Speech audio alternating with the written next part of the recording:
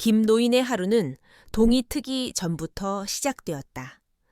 낡은 시계의 흐릿한 알람 소리가 울리면 그는 침대에서 미동도 없이 일어나 조용히 하루를 준비했다.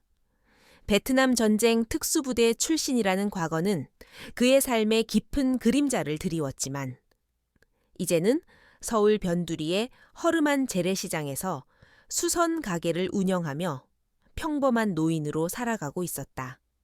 그의 가게는 시장의 가장 구석진 곳에 자리 잡고 있었다. 낡은 나무 간판에는 김수선이라는 글씨가 흐릿하게 새겨져 있었고 가게 안은 오래된 재봉틀과 손때 묻은 공구들, 그리고 수선을 기다리는 옷가지들로 가득했다. 먼지 낀 작은 창문 너머로 아침 햇살이 비집고 들어와 공기 중에 떠다니는 먼지 알갱이들을 비출 뿐이었다. 김 노인은 말이 없었다. 손님들과도 필요한 말만 주고받을 뿐. 먼저 사적인 대화를 꺼내는 법이 없었다. 그의 얼굴은 세월의 흔적으로 깊게 패여 있었고 눈빛은 언뜻 보면 무심해 보였지만 자세히 들여다보면 그 속에 날카로운 통찰력과 함께 깊은 쓸쓸함이 자리하고 있었다. 그는 마치 세상의 모든 소음으로부터 자신을 격리시키려는 듯 조용히 바늘에 실을 꿰고 낡은 옷의 해진 부분을 꼼꼼하게 꿰매 나갔다. 째깍거리는 벽시계 소리만이 고요한 가게 안을 채웠고 바늘이 천을 통과하는 사각거리는 소리는 그에게 유일한 위안이었다. 그의 손길은 거칠었지만 섬세했고 모든 수선 작업은 완벽하게 마무리되었다. 그는 자신의 가게에서 세상의 모든 번뇌를 잊으려 애쓰는 듯했다. 점심시간이 되면 김 노인은 가게 한편에 놓인 작은 상에 앉아 혼자 밥을 먹었다. 김이 모락모락 피어나는 밥 한 공기와 갓 담근 김치 몇 조각이 전부였다. 그는 젓가락으로 밥을 조용히 퍼 올리며 시장의 시끄러운 소리를 배경 삼아 고독한 식사를 이어갔다. 사람들의 활기찬 웃음소리와 상인들의 호객 행위가 문 밖에서 들려왔지만 그의 세상은 여전히 고요했다. 그는 마치 그 모든 소음 속에서도 자신만의 고요한 섬에 머무는 듯했다. 어느 날 오후였다. 김 노인은 손님에게 맡겨진 낡은 재킷의 지퍼를 수선하고 있었다. 그때 가게 문 밖에서 흐느끼는 소리가 들려왔다. 그는 무심코 고개를 들었다. 낡은 꽃바구니를 든 어린 여자아이가 가게 앞을 지나다가 발을 헛디뎌 넘어졌다. 바구니 속 꽃들은 길바닥에 흩어졌고 아이는 무릎을 감싸쥐고 서럽게 울고 있었다. 김 노인은 아이의 울음소리에 미세하게 움찔했다. 그는 원래 남의 일에 잘 나서지 않는 사람이었다. 하지만 아이의 눈물은 그의 마음속 깊은 곳에 잠들어 있던 무엇인가를 건드렸다. 그는 천천히 자리에서 일어났다. 아이에게 다가가 쭈그리고 앉았다. 아이의 눈은 눈물과 흙으로 범벅이 되어 있었다. 아가, 괜찮으냐? 그의 목소리는 거칠었지만 따뜻했다. 아이는 고개를 젓더니 작은 손을 펴 보였다. 꼬깃꼬깃 접힌 지폐 몇 장이 사라지고 없었다. 아이는 울면서 할머니가 아프셔서 약을 사야 하는데 돈을 잃어버렸다고 말했다. 김 노인은 말없이 자신의 낡은 작업복 주머니에서 꼬깃꼬깃 접힌 지폐 몇 장을 꺼냈다. 그 돈은 오늘 그의 저녁 식사를 위한 전부였다. 그는 망설임 없이 아이의 작은 손에 돈을 쥐어 주었다. 이걸로 약 사드리고 나머지는 꽃값으로 써라. 아이는 눈물을 그치고 김 노인을 올려다보았다. 고맙습니다. 할아버지. 아이의 목소리는 작았지만 진심이 담겨 있었다. 김노인은 그저 옅게 미소 지을 뿐이었다. 이 모든 광경을 멀리서 지켜보고 있던 시장 안의 국밥집 아주머니는 놀란 눈으로 김노인을 바라보았다. 늘 무뚝뚝하고 차가워 보였던 김노인의 숨겨진 따뜻한 마음에 아주머니는 작은 감동을 느꼈다. 아주머니의 마음속에는 김노인에 대한 새로운 호기심과 함께 알 수 없는 신뢰감이 싹트기 시작했다. 아주머니는 김노인에게 조용히 다가가 따뜻한 국밥 한 그릇을 건넸다. 노인장, 점심은 드셨어요. 이참에 따뜻한 국밥 한 그릇 드세요. 김노인은 말없이 국밥을 받아 들었지만 그의 눈빛에는 희미한 고마움이 담겨 있었다. 김노인의 오른손 약지에는 낡은 은반지가 끼워져 있었다. 투박한 은으로 만들어진 반지에는 용 한 마리가 아리를 틀고 있는 듯한 문양이 섬세하게 새겨져 있었다. 반지는 오랜 세월의 흔적을 고스란히 담고 있었고 그의 앙상한 손가락에 비해 너무나 커 보였다. 그는 이 반지를 단 한 번도 손에서 빼놓은 적이 없었다. 가끔씩 그는 무의식적으로 반지를 만지작거렸고 그럴 때마다 그의 눈빛은 아득한 과거의 어느 한 지점을 응시하는 듯했다. 마치 그 반지 속에 잊고 싶었던 기억과 숨겨진 힘이 봉인되어 있는 것처럼 보였다. 이 반지는 그의 정체성을 대변하는 유일한 상징이자 곧 다가올 폭풍 같은 사건의 작은 전조와도 같았다. 시장의 평화로운 일상 속에서 김노인의 숨겨진 과거는 조용히 그러나 강렬하게 자신의 존재를 드러낼 준비를 하고 있었다. 시장의 평화는 오래가지 못했다. 어느 날부터인가 김노인의 수선 가게 맞은편에 불청객들이 나타나기 시작했다. 거칠고 문신 가득한 팔뚝을 드러낸 젊은 남자들은 시끄러운 음악을 틀고 담배 연기를 뿜어대며 시장 입구를 점령했다. 그들의 우두머리는 영호라는 이름의 사내였다. 번쩍이는 귀걸이와 위협적인 눈빛을 가진 영호는 한눈에 봐도 시장 상인들과는 다른 세계의 사람이었다. 처음에는 그저 지나가는 불량배들인가 싶었다.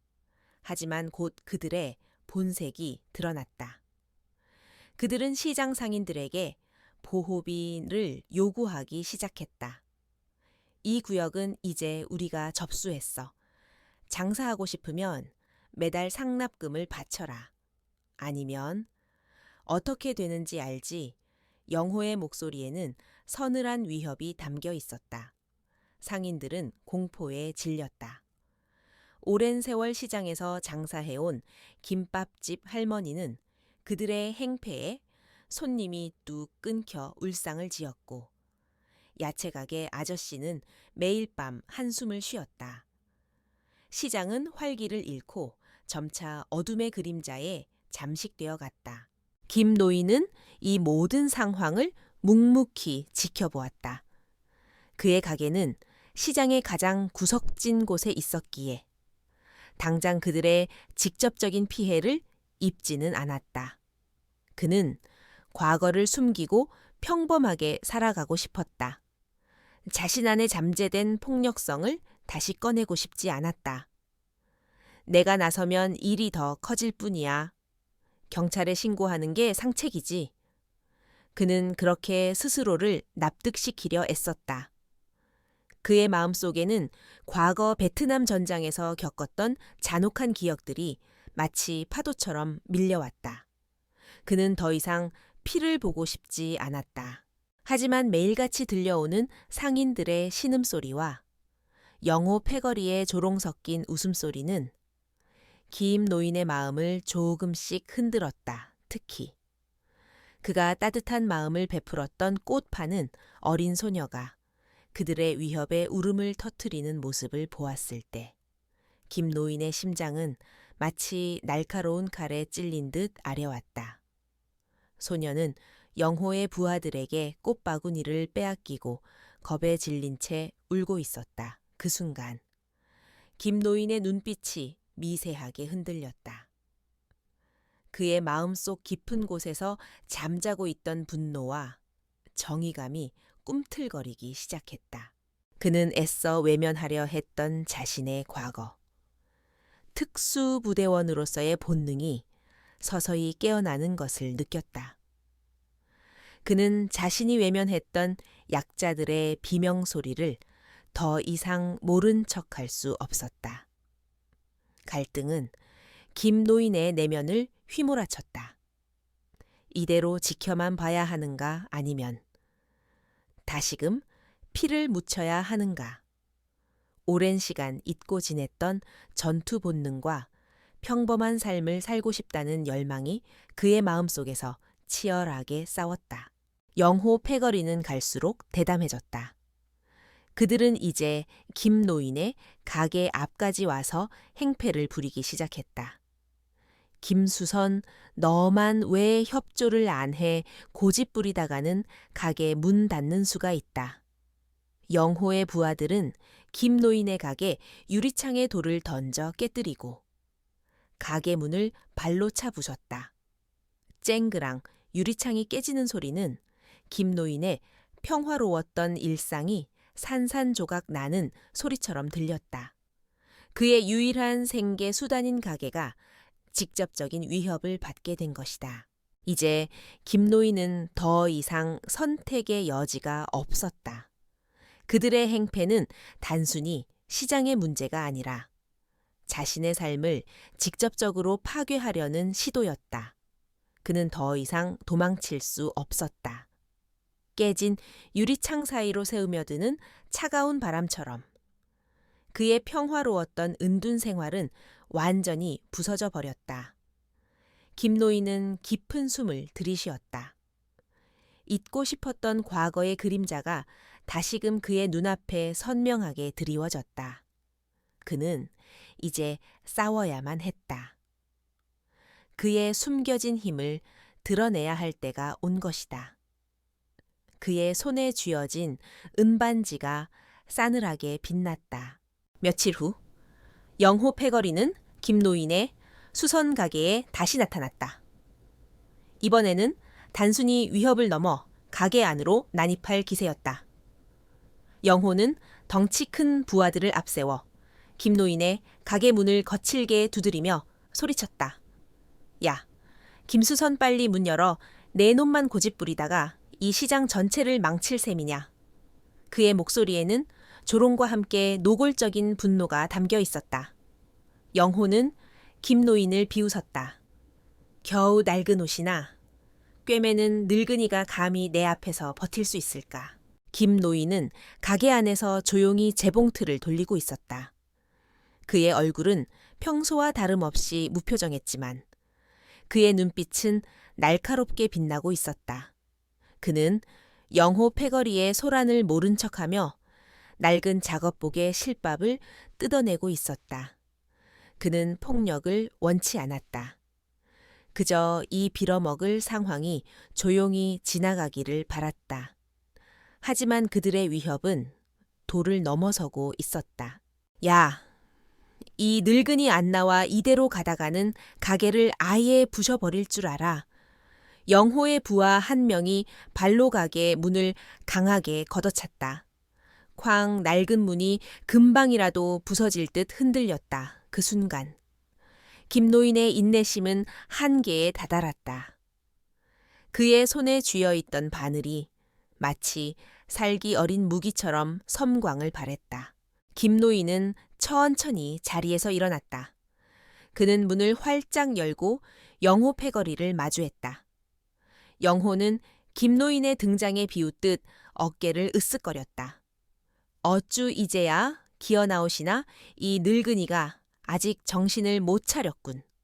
자, 다들 이 할아버지한테 시장의 규칙을 가르쳐 드려라. 영호의 지시에 따라 덩치 큰 부하 한 명이 몽둥이를 들고 김노인에게 달려들었다. 몽둥이가 바람을 가르며 김노인의 머리를 향해 날아들었다. 모두가 김노인이 쓰러질 것이라고 생각했다. 하지만 그 순간 김노인의 몸놀림은 마치 찰나의 순간에 펼쳐지는 그림자처럼 빠르고 정확했다. 그는 허리를 숙여 몽둥이를 간발의 차이로 피했고 동시에 부하의 팔을 낚아채 자신의 몸쪽으로 끌어당겼다.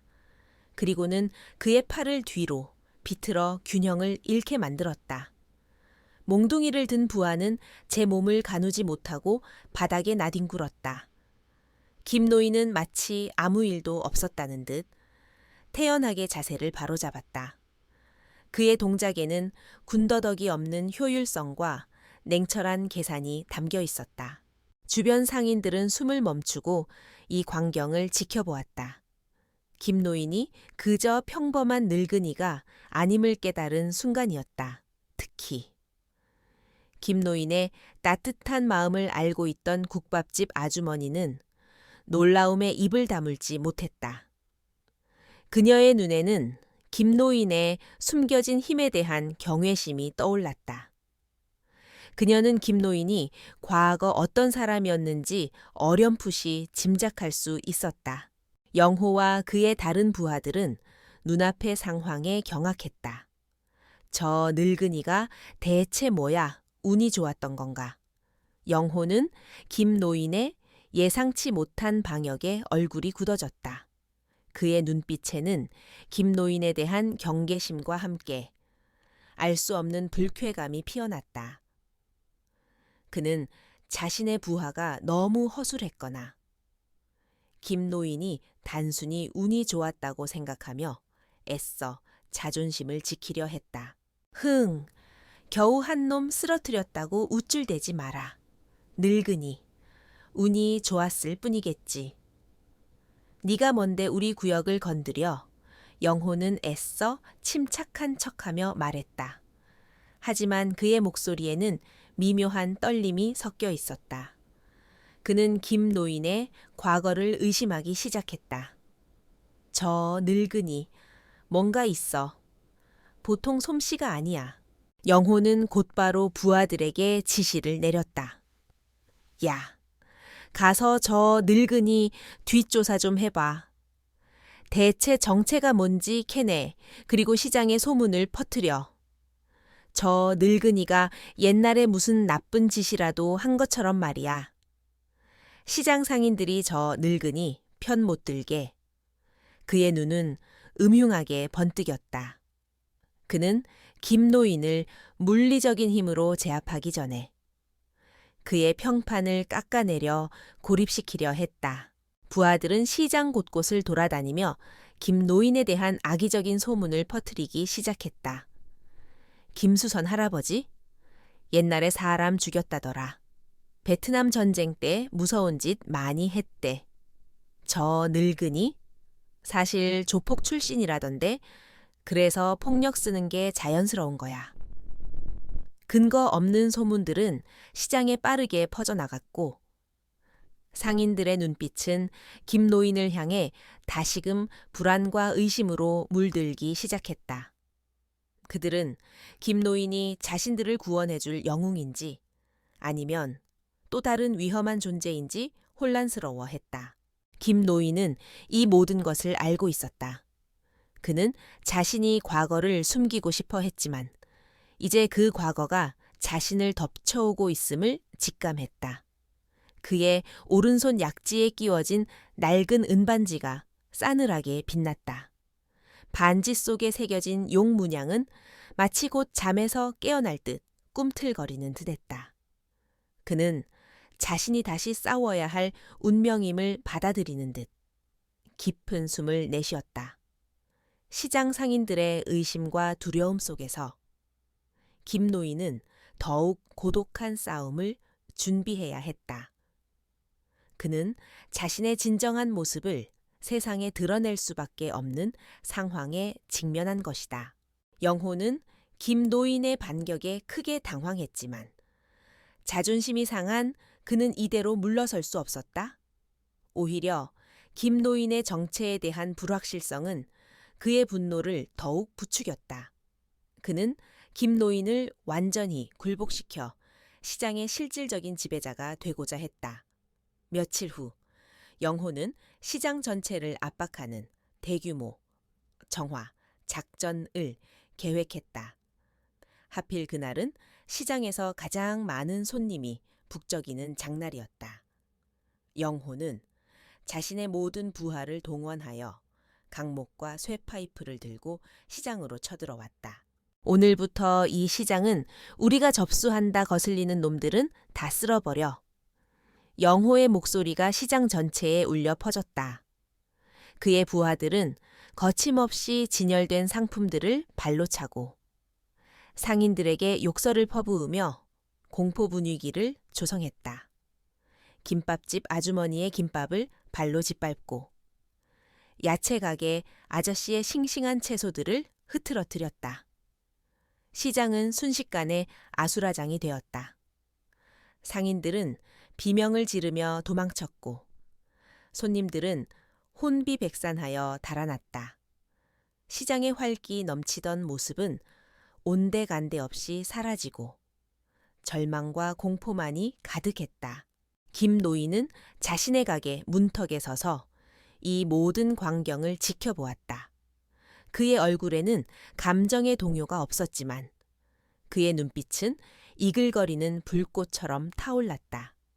그는 시장 상인들이 느끼는 고통과 절망을 고스란히 느낄 수 있었다. 국밥집 아주머니가 영호의 부하들에게 떠밀려 넘어지는 모습을 보았을 때 그의 주먹은 저절로 꽉 쥐어졌다. 그리고 그가 아끼던 꽃 파는 어린 소녀가 두려움에 떨며 엉엉 우는 모습을 보았을 때 김 노인 안에 잠재되어 있던 오래된 전사의 본능이 마침내 폭발했다. 이곳은 김 노인에게 단순한 시장이 아니었다. 이곳은 그가 오랜 세월 도피해왔던 과거를 뒤로하고 새로운 삶의 터전을 삼은 곳이었다. 이곳은 그가 소박한 행복과 평화를 찾았던 그의 선격이었다. 하지만 이제 그 선격은 난폭한 폭력배들에 의해 짓밟히고 있었다. 그는 더 이상 이 모든 것을 방관할 수 없었다. 그의 마음속에는 과거 베트남 전장에서 느꼈던 정의감과 약자를 보호해야 한다는 책임감이 다시금 솟아났다. 시장 상인들은 영호 패거리의 수에 압도되어 모두 구석으로 몸을 피한 채 두려움에 떨고 있었다. 김밥집 아주머니는 김 노인을 걱정스럽게 바라보았다. 그녀는 김 노인의 숨겨진 능력을 어렴풋이 알고 있었지만 저 많은 조폭들을 그 혼자 상대할 수 있을지 의심스러웠다. 김 노인은 이제 완전히 고독한 영웅이 되었다. 수많은 사람들의 생계와 안전이 그의 어깨에 달려 있었다. 그는 이 싸움을 혼자서 감당해야만 했다. 영호는 김 노인의 가게 앞으로 다가와 비웃었다. 하라범, 아직도 정신을 못 차렸군. 내 놈 때문에 우리 계획이 다 틀어졌어. 오늘은 이 시장을 네 피로 물들여 줄 테다. 영호는 손에 든 쇠파이프를 땅에 내리쳤고 둔탁한 소리가 시장 전체를 뒤흔들었다. 주변에는 깨진 유리 파편과 엎질러진 음식물들이 널려 있었고 공포에 질린 사람들의 비명 소리가 간헐적으로 들려왔다. 경찰이 출동하고 있다는 소문이 돌았지만 이곳까지 오는 데는 시간이 더 필요했다. 이미 시장은 난장판이 되어버렸고 상인들과 시민들은 언제든 해를 입을 수 있는 위험천만한 상황에 놓여 있었다. 김 노인은 지체할 시간이 없었다. 그는 숨을 깊게 들이쉬었다. 그의 오른손 약지에 끼워진 낡은 은반지가 그의 손가락을 조여 오는 듯했다. 반지에 새겨진 용문양이 마치 살아 숨쉬는 것처럼 느껴졌다. 김 노인은 영호 패거리를 향해 천천히, 그러나 단호한 걸음으로 다가갔다.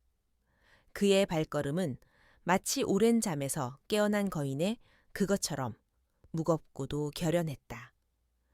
시장의 운명은 이제 그의 손에 달려 있었다. 그는 자신을 숨겨왔던 과거를 버리고 다시 한번 전장의 영웅이 되기로 결심했다.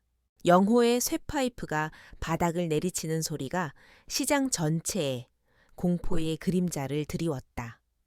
시장은 아수라장이 되었고 상인들의 비명소리와 폭력배들의 거친 욕설이 뒤섞여 끔찍한 불협화음을 만들어냈다. 영호는 김노인의 가게 앞에 서서 승자의 미소를 지었다. 할아범, 이제 포기하는 게 좋을 거야. 이 시장은 오늘부로 내 놈 같은 늙은이가 설 자리가 아니거든. 김노인은 영호의 조롱에도 미동도 하지 않았다. 그의 눈빛은 고요했지만 그 속에는 폭풍이 몰아치고 있었다. 그는 천천히 아주 느리게 오른손 약지에 끼워진 낡은 은반지를 빼냈다. 반지에 새겨진 용 문양이 해햇빛에 반사되어 섬광처럼 빛났다. 김노인은 반지를 자신의 작업대 위에 조용히 올려놓았다. 마치 지난 세월의 짐을 내려놓는 듯한 동작이었다. 그리고는 천천히 작업복 소매를 걷어 올렸다. 앙상해 보이던 팔뚝 아래로 단단한 근육들이 꿈틀거렸다. 그의 몸은 오랜 세월 단련된 강철처럼 보였다. 이 시장은 내 가족이나 다름없어. 김노인의 목소리는 낮고 굵었지만 분명한 힘이 실려 있었다. 너희 같은 벌레들이 감히 더럽힐 곳이 아니란 말이다. 김노인의 말이 떨어지기가 무섭게. 영호의 부하들이 우르르 달려들었다. 3명의 덩치 큰 사내들이 강목과 쇠파이프를 휘두르며 김노인을 향해 달려들었다. 시장 상인들은 숨을 죽이고 이 광경을 지켜보았다. 그들의 얼굴에는 공포와 함께 김노인에 대한 알 수 없는 희망이 스쳐 지나갔다. 김노인의 움직임은 마치 숙련된 춤과도 같았다. 그는 첫 번째 사내의 강목을 손으로 쳐내 방향을 바꾼 뒤 그의 팔꿈치를 정확히 가격하여 강목을 떨어뜨렸다. 사내는 고통에 신음하며 주저앉았다. 동시에 뒤에서 달려들던 2번째 사내는 쇠파이프를 휘둘렀지만 김노인은 몸을 낮춰 파이프를 피하고 그의 다리를 걸어 넘어뜨렸다. 사내는 널브러진 야채더미 위로 곤두박질쳤다. 마지막 사내는 칼을 꺼내들었다. 칼날이 섬뜩하게 빛났다. 김노인은 칼날을 응시했지만 그의 눈빛은 흔들림 없었다. 그는 칼날을 든 사내의 손목을 낚아채 그대로 비틀었다. 뼈가 으스러지는 소리가 들리고 칼은 바닥에 떨어졌다. 사내는 비명을 지르며 고통스럽게 팔을 부여잡았다. 이 모든 것이 단 몇 초 만에 일어났다. 그의 동작 하나하나에는 베트남 전쟁 특수부대에서 수없이 단련된 실전 기술이 녹아 있었다. 그는 상대를 제압하되 치명적인 상처를 입히지 않았다. 그의 공격은 모두 상대의 관절이나 신경을 노려 움직임을 봉쇄하는 데 집중되었다. 그는 숨소리조차 거칠어지지 않았다. 그의 얼굴은 여전히 평온했지만 그의 움직임은 마치 거대한 폭풍처럼 빠르고 강렬했다.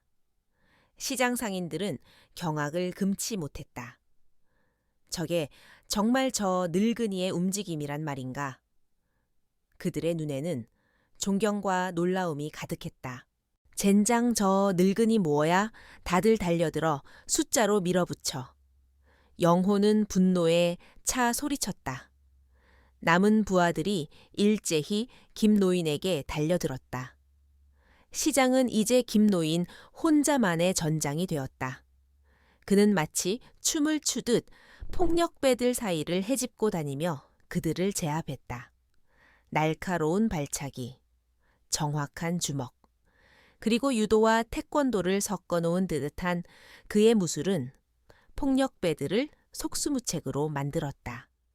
그는 낡은 선반을 발로 차 넘어뜨려 폭력배들의 진로를 방해했고 빈 양동이를 들어 던져 그들을 분산시켰다. 숨 막히는 순간이 찾아왔다. 영호가 갑자기 뒤에서 흉기를 들고 달려들었다. 하라범, 이걸로 끝내주마. 그의 흉기가 김노인의 등 뒤로 날아들었다. 꽃 파는 소녀는 비명을 질렀고 국밥집 아주머니는 눈을 질끈 감았다. 하지만 김노인은 이미 모든 것을 감지하고 있었다. 그는 마치 뒤에 눈이라도 달린 듯 몸을 재빨리 돌려 영호의 팔을 잡았다. 그리고는 그의 손목을 꺾어 흉기를 떨어뜨리게 한 뒤 영호의 팔을 그대로 비틀어 그의 몸을 펭기처럼 회전시켰다. 영호는 정신을 차리지 못하고 바닥에 내동댕이 쳐졌다. 영호는 고통에 신음하며 바닥에 쓰러졌다.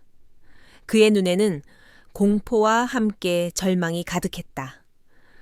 그는 자신이 상대했던 늙은이가 단순한 노인이 아니라 감히 범접할 수 없는 괴물임을 깨달았다. 시장은 순식간에 정적에 휩싸였다. 쓰러진 폭력배들 사이로 김노인이 홀로 서 있었다. 그의 등 뒤로 햇살이 비치면서 마치 광휘의 후광처럼 보였다. 그때 멀리서 경찰차 사이렌 소리가 들려왔다. 경찰이 시장 입구로 들이닥쳤을 때 그들은 경악을 금치 못했다. 수많은 폭력배들이 김노인에 의해 이미 제압되어 바닥에 널브러져 있었고 김노인은 그들 가운데 우뚝 서 있었다. 그의 얼굴에는 피 한 방울 묻어 있지 않았고 그의 자세는 흐트러짐 없었다. 시장 상인들은 눈물을 흘리며 김노인을 향해 환호했다. 그들의 얼굴에는 이제 공포 대신 환희와 감사가 넘쳐났다. 김밥집 아주머니는 두 손을 모아 김노인에게 고개 숙여 인사했다. 꽃 파는 소녀는 달려와 김노인의 다리를 끌어안았다. 그들의 박수 소리는 시장 전체를 뒤흔들었다. 김노인은 더 이상 평범한 수선공 할아버지가 아니었다. 그는 시장을 구원한 영웅이었다. 그의 숨겨진 과거는 가장 극적인 순간에 드러났고 그의 명예는 온 시장 사람들의 눈앞에서 완벽하게 회복되었다. 시장은 김노인의 승리로 다시금 평화를 되찾았다. 영호와 그의 부하들은 경찰에 체포되었고 그들의 악행은 언론을 통해 널리 보도되었다.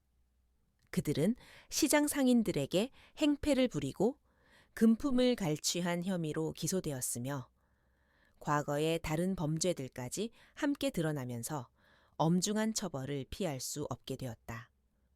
영호는 오랫동안 감옥에서 자신의 죄를 뉘우치게 될 것이었고 그의 조직은 와해되어 더 이상 시장의 위협을 가할 수 없게 되었다.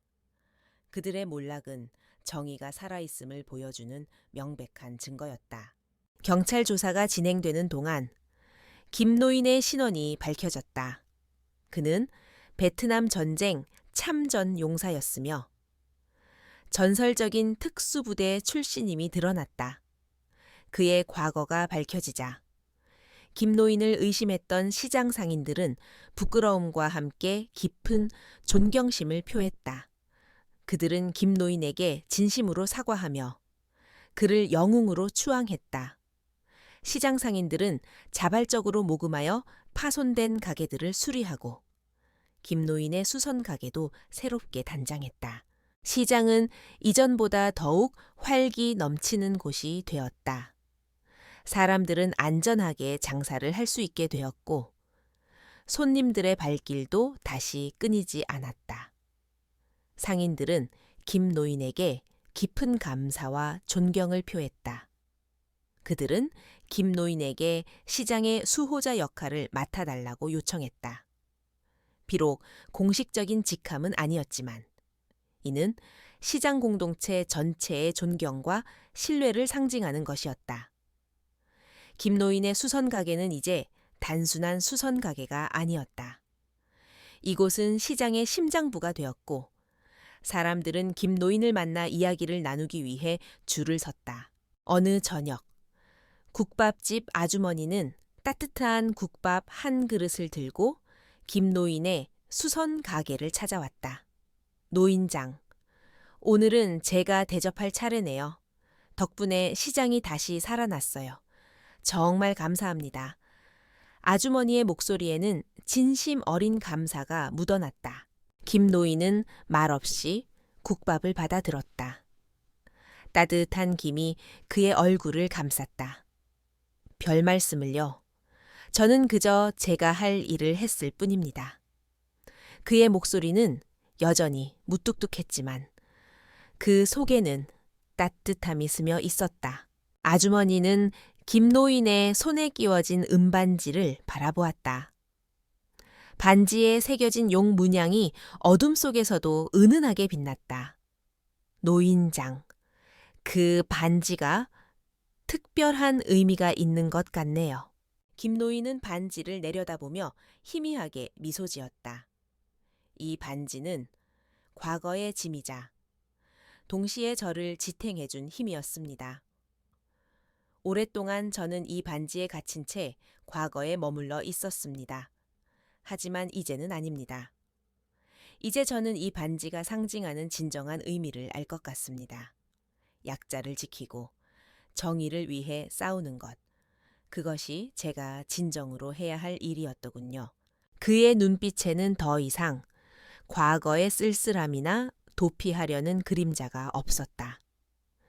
대신 깊은 평화와 만족감이 감돌았다. 그는 과거의 영광을 되찾은 것이 아니었다. 그는 과거의 자신을 받아들이고 현재의 삶에서 새로운 의미를 발견한 것이다. 김 노인은 더 이상 숨지 않았다. 그는 시장의 어둠을 몰아내고 빛을 되찾아온 진정한 영웅으로 우뚝 섰다. 그의 삶은 이제 새로운 장을 열었다. 시장의 모든 사람들이 그를 존경했고 그의 존재는 시장에 영원한 평화를 가져다 주었다. 수년의 세월이 흘렀다. 시장은 이제 옛 모습을 찾아볼 수 없을 만큼 번창했고 활기로 넘쳐났다.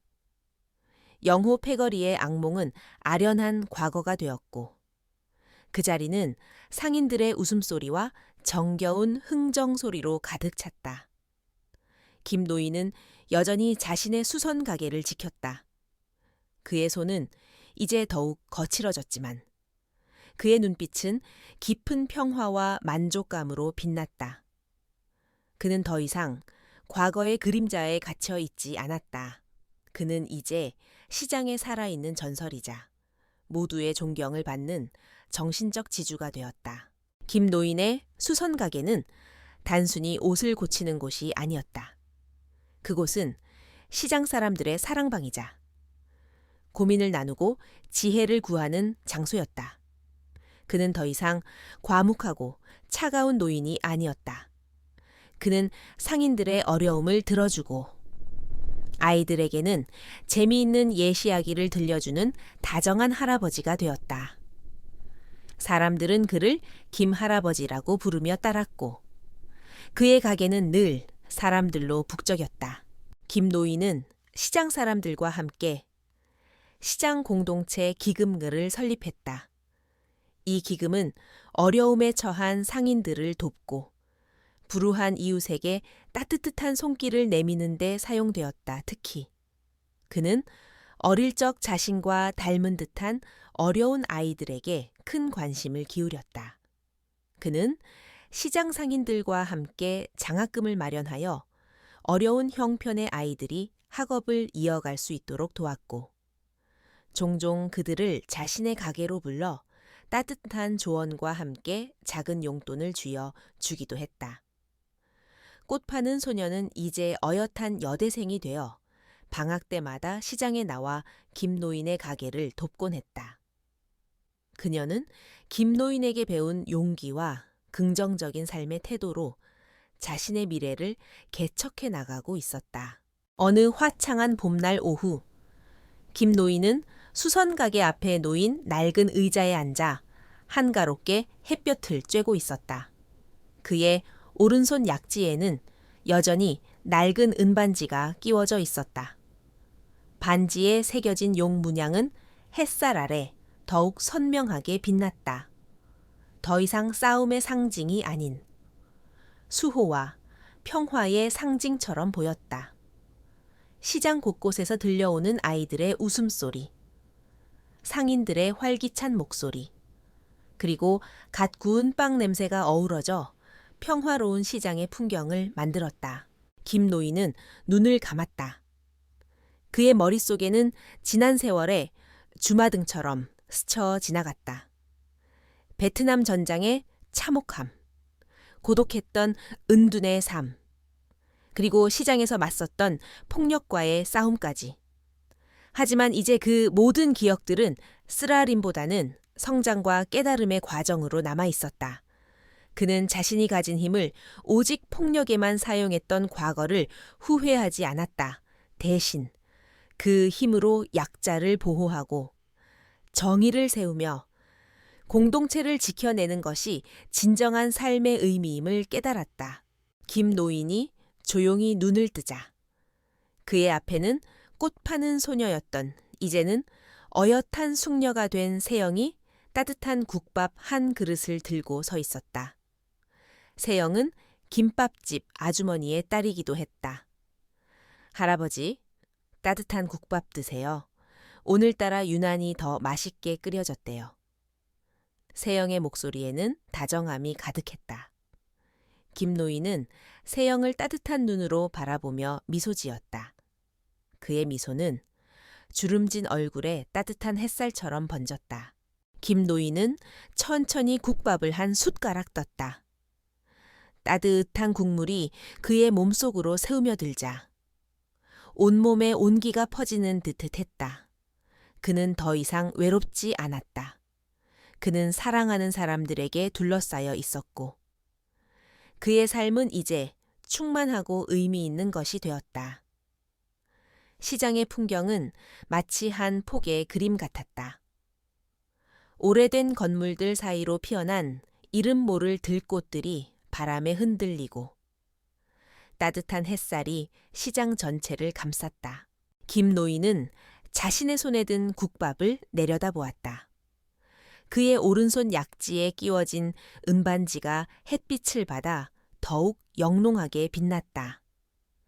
그는 이제 그 반지 속에 담긴 진정한 평화와 사랑을 발견했다.